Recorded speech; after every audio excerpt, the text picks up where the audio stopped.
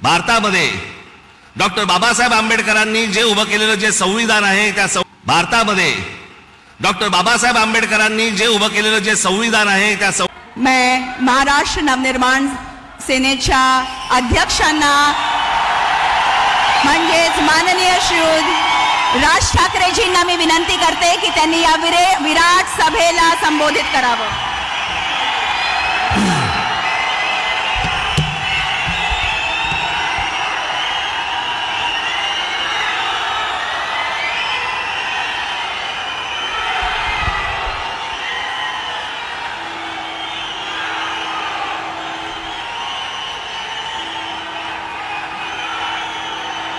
पंडित जवाहरलाल नेहरू याच्यानंतर हिंदुस्तान से तिसऱ्यांदा पंतप्रधान बनणारे माननीय पंतप्रधान नरेंद्र मोदी जी,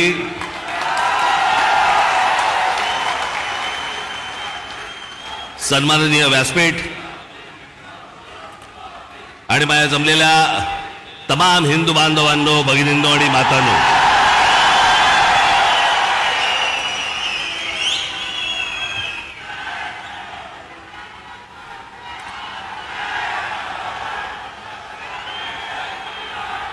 मोदीजी आपण मुंबईमध्ये याच्या अगोदर अनेकदा आलात, पण बरोबर 21 वर्षानंतर आपण आज शिवतीर्थावरती इथे आलात. मला आजही आठवते त्यावेळेला आपण इथे कमळामधनं बाहेर आला होतात आणि 2014ला आपण कमळ बाहेर काढलं.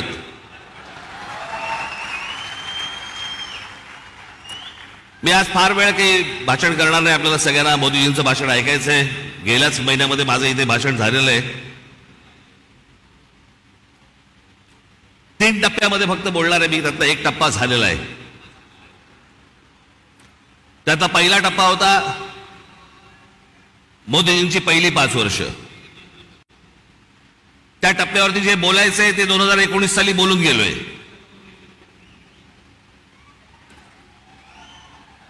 ओरली आता गेली 5 वर्ष. मला असं वाटतं आता देवेंद्रजी, मुख्यमंत्री अजितदादा, इतर सर्वांनी, उद्धव ठाकरे, शरद पवार आणि इतर सर्व माणसांवरती वेळ घालवला. मला असं वाटतं त्यांच्यावरती बोलायची गरज नाही. जे सत्तेतच येणार नाहीये त्यांच्याबद्दल आपण का बोलतो?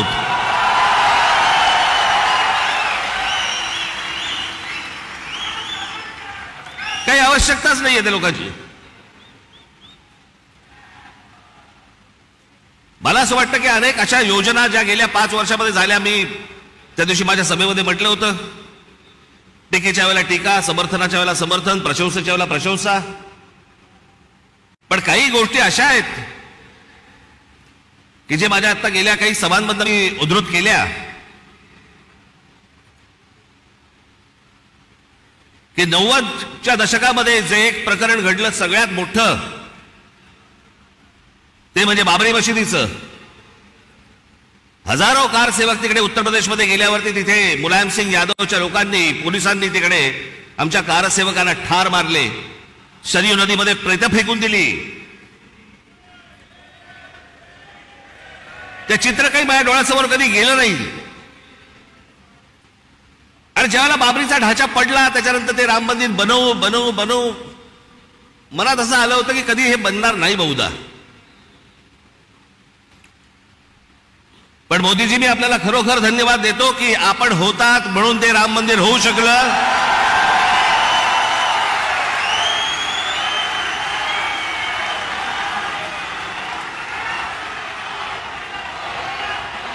अन्यथा ते झालंच नसतं.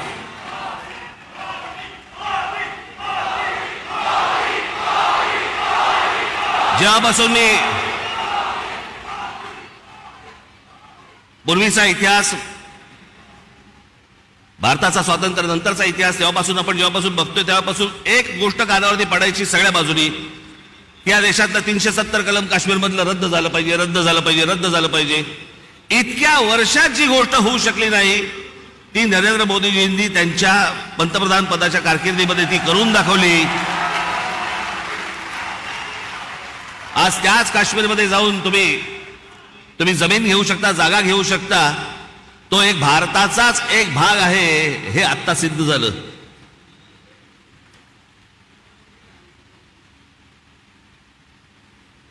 राजीव गांधी ज्या वेळेला पंतप्रधान झाले त्यावेळेला एक मोठी केस झाली होती आणि एक प्रकरण सुप्रीम कोर्टामध्ये होतं आणि सुप्रीम कोर्टाने निकाल हा शाह बानो नावाची एक महिला होत्या त्यांच्या बाजूने लावला होता आणि सुप्रीम कोर्टाने तो निकाल लावल्यानंतर राजीव गांधींनी खासदारकी तो लोकसभेमध्ये बहुमताच्या आधारावरती तो सुप्रीम कोर्टाचा निकाल म्हणजे ज्या बाईला न्याय मिळाला होता तो काढून टाकला आणि त्या मुस्लिम महिलेला कधी न्याय मिळू शकला नव्हता एका छोट्या पोटगीसाठी.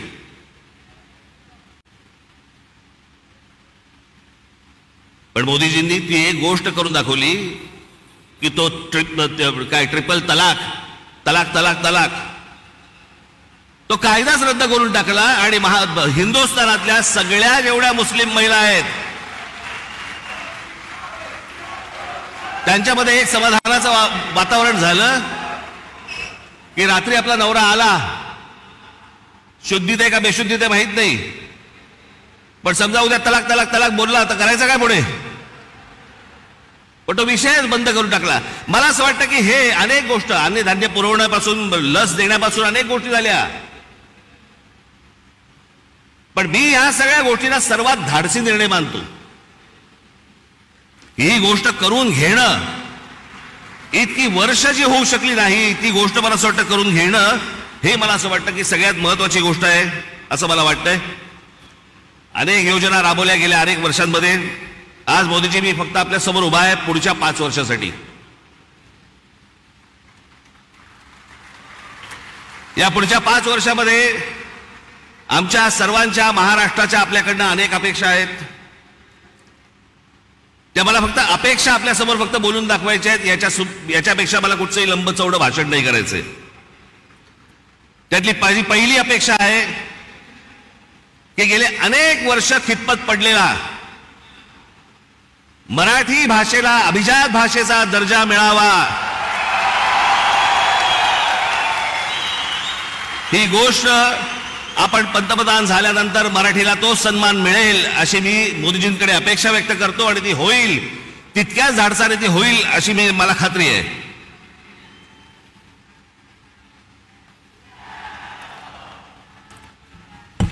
दुसरा विषय, कारण बाकीचे कसं आहे, बाकीच्या सगळ्या गोष्टी महाराष्ट्रामध्ये करण्यासाठी म्हणून आमचे देवेंद्रजी आहेत, एकनाथराव आहेत, अजितदादा आहेत, बाकीचे करतील.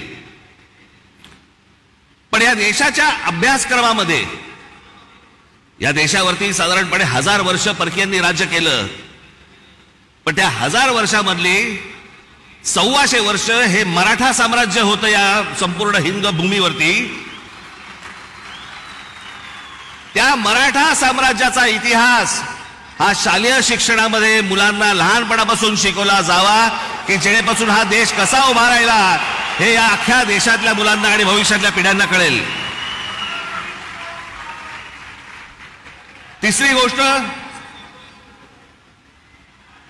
समुद्रामध्ये शिवछत्रपतींचा पुतळा कधी उभा राहील नाही राहील मला माहिती नाही, पण माझी विनंती आहे की आमच्या शिवछत्रपतींची खरी जर स्मारकं कुठची असतील तर आमच्या शिवछत्रपतींचे गड किल्ले आहेत.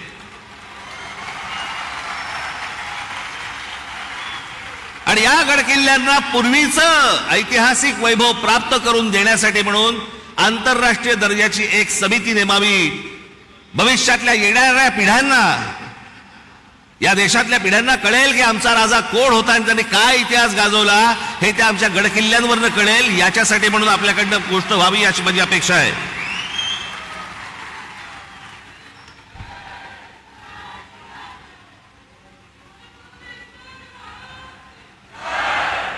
चार पाचच गोष्टी आहेत, माझ्या फार नाही आहेत. देशभरामध्ये अनेक ठिकाणी मोदीजी आम्ही पाहिलं की आपण उत्तम रस्ते बनवलेत, अनेक फ्लायओव्हर्स बनवलेत, अनेक ब्रिजेस बनवलेत. माझी आपल्याला कळकळीची विनंती आहे की गेल्या 18-19 वर्ष आमचा मुंबई गोवा महामार्ग हा अजूनही तसाच आहे, अजूनही तसाच खड्ड्यामध्ये आहे. तो लवकरात लवकर व्हावा अशी माझी आपणा सर्वांना विनंती आहे. मगाशी रामदासभाईंनी उल्लेख केला, मोदीजी आपण पण आपल्या अनेक सभांमधून पण सांगितलं, पण आज जरा खडसावून सांगावं की या भारतामध्ये डॉक्टर बाबासाहेब आंबेडकरांनी जे उभं केलेलं जे संविधान आहे त्या संविधानाला कुठेही धक्का लागणार नाही. तुम्ही लावणार कधीच नव्हतात, पण जे विरोधक ज्या प्रकारचा प्रचार करतायत मला असं वाटतं त्यांची तोंड एकदाचीच बंद व्हावीत की जेणेकरून परत त्यांची तोंड उघडली जाणार नाहीत, अशी अनेक जनतेची या महाराष्ट्रातली अपेक्षा आहे. या देशामध्ये अनेक करोडो मुसलमान आहेत, लाखो मुसलमान आहेत, देशभक्त मुसलमान आहेत, जे या देशावरती प्रेम करतात, जे या देशावरती खरंच त्यांची निष्ठा आहे. खरं तर सांगायची गरज नाही, पण काही मुठभर आहेत जे आज उद्धव ठाकरे आणि काँग्रेसला जे पाठिंबा देणारे आहेत ना, त्यांचा उद्देश हा फक्त गेल्या 10 वर्षात त्यांना डोकं वरती नाही काढता आलंय. आणि ते डोकं वरती काढण्याचा मार्ग कोणता, तर काँग्रेस सारखा सुलभ मार्ग नाही. याच्यासाठी म्हणून ते आज त्यांना सगळ्यांना पाठिंबा देत आहेत. पण लाखोच्या संख्येने, करोडोच्या संख्येने आज मुसलमान आपल्या बरोबर आहेत. त्याला एक शाश्वती पाहिजे, त्याला मनात आदर आहे, तो काम धंदेवाला आहे, त्याला काम करायचं या देशामध्ये, तो या देशाचा नागरिक आहे, पिढ्यानपिढ्या राहणार आहे.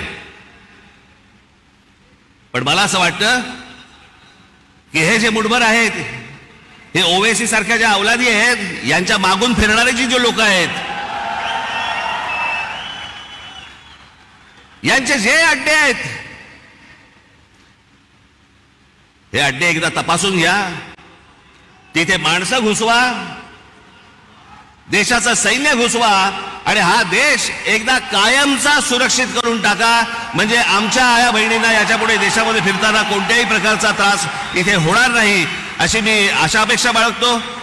आणि शेवटचं म्हणजे आमची मुंबईची रेल्वे, लाखो प्रवासी या रेल्वेने प्रवास करतात.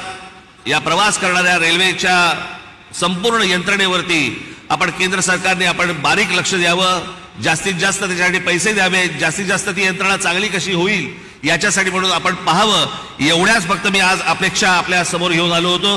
बाकी भविष्यातल्या येणारा हिंदुस्थान हा आपल्या हातून उत्तम पद्धतीने मोठा हो, जगात मोठा हो, घडो, ही एक आशा अपेक्षा बाळगतो आणि आपल्या सर्वांची मी रजा घेतो. धन्यवाद. जय हिंद, जय महाराष्ट्र.